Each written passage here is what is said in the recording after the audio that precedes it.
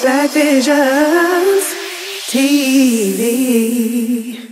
Hey, I'm Chris and I'm here with Timberlee. I'm representing Black Visions TV, and Timberlee is one of the most prominent female reggae singers in Jamaica today.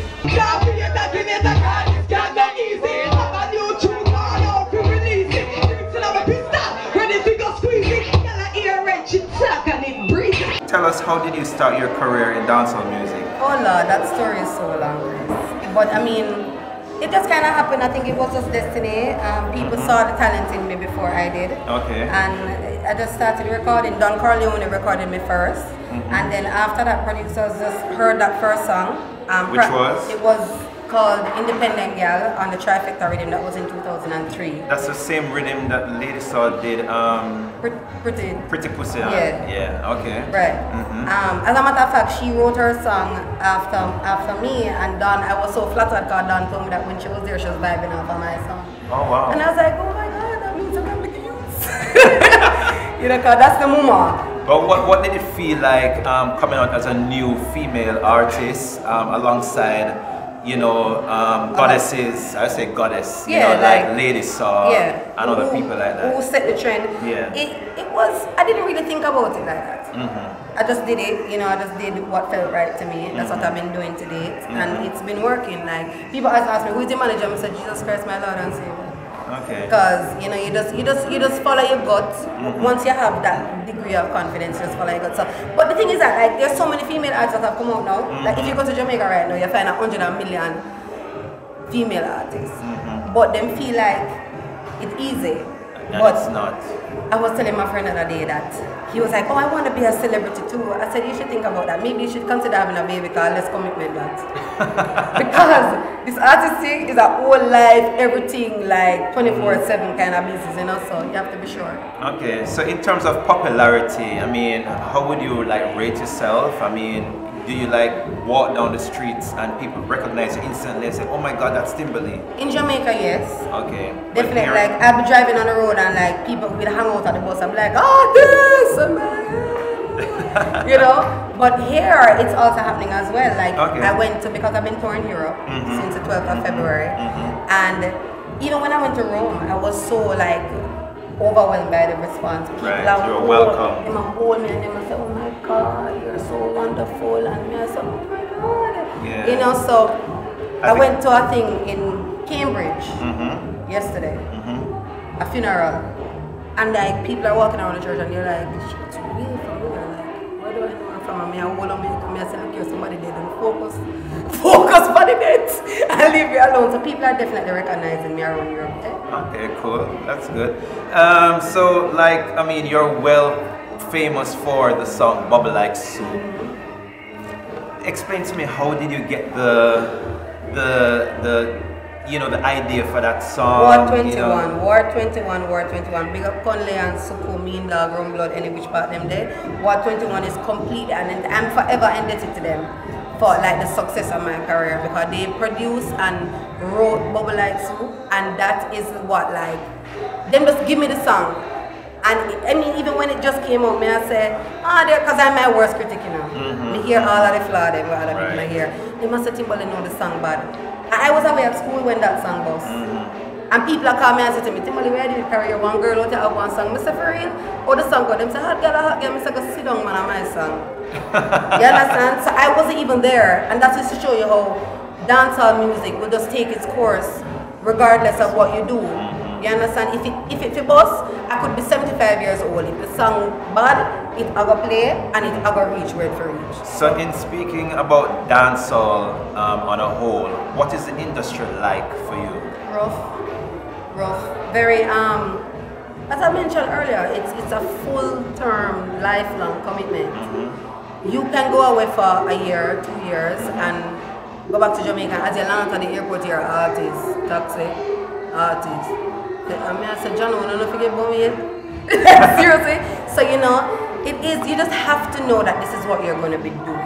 Yeah. And you just have to take all the advantages and the disadvantages that come with it. I know when I met you first, you were in Canada studying in university. Tell me about that. I mean, if you weren't doing Music. Music. What would you be doing? What did you actually study? I don't know. I might have to. You know, have Jesus on your baby. Ping Jesus and ask him. Because honestly, I really don't know. You don't? But what were you studying? I was studying psychology and child education. Okay. But I kind of chose that because my father said to me, okay, you're in Canada, you're finished with high school, you need to do something, so choose something. And that's what I chose, you know. But I ended up liking it very much. Okay. It has definitely helped me subconsciously. But I don't know, like there's so many things that I love to do, Chris. Like, you know, like right now, if I decide that, okay, I'm going to be a lighting technician, all I have to do is buy a couple books. Like, alright, and this is what I have to say to like my fans as well. Me start wax my own eyebrow them from because my father Indian and me here. So me decide to me go buy one wax spots. And me I go wax my goddamn self because I cannot afford to be paying $25 US, $30 US every time to wax my eyebrows, my armpit, my leg, them, my bikini. I can't bother, it's a lot of fucking money. So here's the thing now, you're my friend. Oh my God, how are you gonna do that? How are you gonna wax yourself? I said, well, the lady will wax me, I'm not human being. If she can do it, me not understand why me can't do it. So you know me start doing, me just start watch them. Yeah. When me go and I wax my eyebrows, so me itch up in the mirror. I said, so why you take out that hair right here? I'm gonna spray them and guess what? Me wax myself completely. So you say anything where you want to do, you can just do it. My father saying, Timberlee, just pick something and be the best at it. If you're going to be a garbage man, just make sure you have a couple garbage truck and you own the garbage company and you have the hard with the garbage thing. Right. That's it. So I can tell your accent because as a fellow Jamaican, you have a very uptown accent, and I can tell that you more or less had a privileged life. Oh, you can't tell if I'm accent. I can tell. Suppose I was an uptown friend. I can tell. And I imitate. I can tell. I mean, how does your Did you Google me, Chris? No, I did not. Google me. I think I can remember you went to one of the top Bel Air High School. Private high schools. I was about to say that. Yeah. People come to me with that shit. But how do your classmates? I mean, what do they say to you, seeing that you've been to such a top class school, and you're, do they think it's a demeaning thing, or it's... They're actually excited. Let me tell you something about artists. Artists most of the time do what regular people would like to do, but they're not able to do it. Okay. So, it's like, enough of my friends, them live vicariously through me. Like, enough time they be like, Timberlee, oh my gosh, where are you? Like, they will ping me and say, where you know? Which part of the world you know? Oh, okay. You know, and whatever. So they're very, very proud. So like they're, you know, subconsciously thinking or knowing that you're basically living a they're happy. life. They're really happy for me. Okay. Cool. They're really happy for me, and especially the closer people that know, that, as you were mentioning, the kind of family that I come from. You know, them know the fight when me get, because even in the beginning, people are saying me not authentic. Okay. You know, like me, I pretend to be this girl or something, but they don't understand that even my artist name, Timberlee, is my birth name. So it's not like Rodney Price, so I have to say, okay, me a bounty killer, or Adisha Power, so okay, me a vibes cartel. I don't turn into anybody. I just need that, and I cannot explain it. Me just, whoever embrace it, me give thanks to them for that, and whoever don't like it, eventually, me weird for you. I had mentioned earlier that you were studying in Canada. Have you ever done a show there? Yeah, man. And what other countries have you performed in? Small Island, Trinidad, Barbados, Antigua, Dominica, UK a lot this trip. Rome, Toulouse, Germany, Belgium I went twice. I just went to Amsterdam the other day. Going back to Germany, Sweden. I have dates for Sweden, Switzerland. Like I'm just like wherever. What about America? Have you been to America? New York mostly, and I did where is Texas? West? I did a tour over that side. I did New York South. I did New York and Texas a couple of years back with Irish Archie. What has been your best experience while performing? I think today the first thing that comes to my mind, forgive me if I'm forgetting anything more memorable, but when I went to Rome, I was telling you the other day, like the kind of energy and the love I'm feeling from the people, it's almost emotional. Oh wow. When they looking at my face, it's like, you know, some people that's absent-minded, like them a look and them a say, Timberlee, you are this, you are wonderful, you are such a beautiful person. I say, these are such kind words, and you don't feel like taking it with a spoon of salt. you feel like them actually mean that, and that's very, very hard to find. That's true. Yeah, you get appreciated very, away man. from home sometimes. Yeah, very, very hard to find. So yeah. So which artist or artists would you say inspire you in music? Love Eminem. Love Eminem. Love Wiz Khalifa. Cartel, of course. Lady Saw, Patra, Yellowman.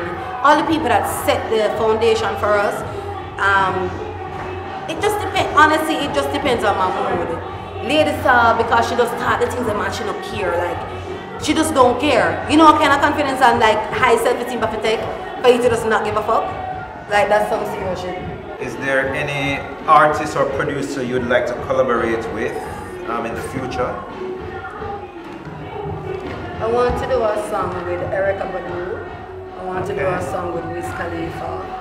I want to do a song with... If me not get one song with Eminem, I kill myself. Send him that and tell me write one song will stand. So far, basically that's it. I have a combination that I dream about doing with Busta Rhymes and Sean Paul. I have the song already, but I'm going to approach it.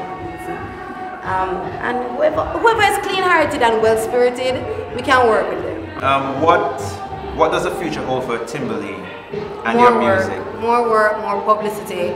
I need to get my fans to get to know me as a person, you know, because that definitely, I need that. Yeah. I need them to know that Timberlee is not like every other artist. Timberlee is not your regular deal where you go into Megamart or Tesco or Walmart or Costco and get, like, you know, you have to go online and get password on it. Okay, well, Timberlee, it's nice to have you again. Thank you, Carabana.